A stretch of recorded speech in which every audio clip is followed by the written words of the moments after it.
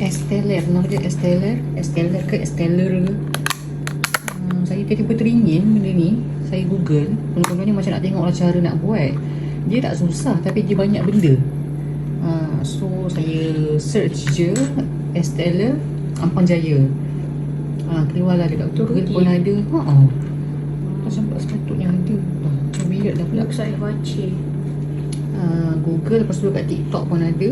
Lalu keluar restoran ni, nama dia Masha Restoran. Memang dekat je dengan kita orang, dekat dengan sekolah Ampang, dekat LRT Ampang, opposite LRT Ampang.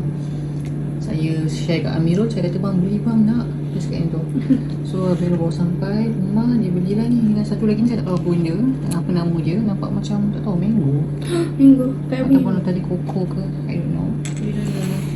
So buka lah. Dia nak buka macam mana. Sepatutnya Esteller ni dia ada alpukat tau. Okay, macam saya rasa macam turn off sikit nampak roti ni. Saya tak faham kenapa ada roti ni. Saya pernah makan Esteller ni dekat, tak ingat lah kat mana. tak atau rasa macam apa, sedap je.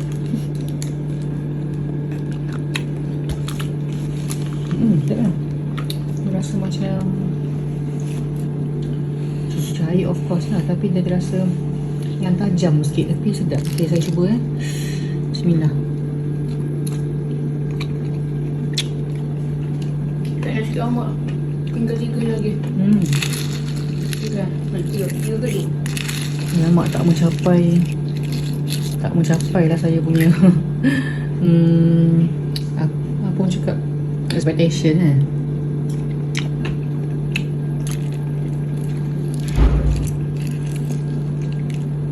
sedap je tapi yang ni macam dia dah macam banyak benda kot campur-campur lain, rasa macam lain sikit lah. Tak apalah, Alhamdulillah. Abang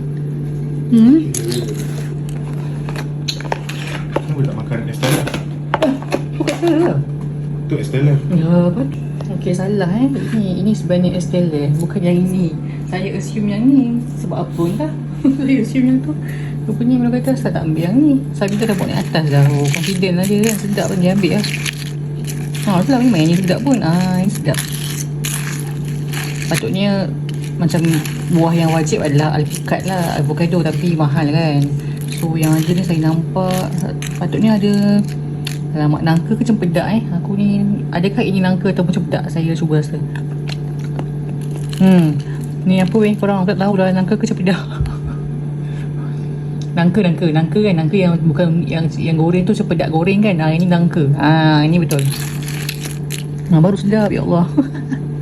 Jemput. Betul-betul yakin lah je.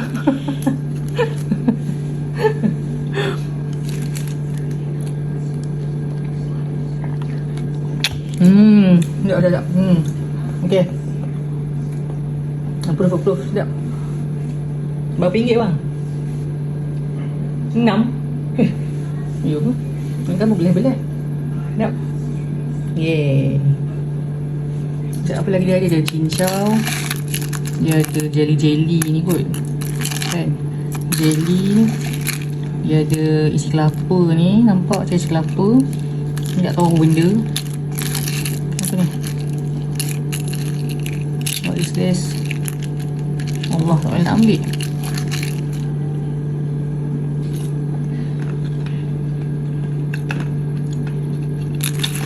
Entah.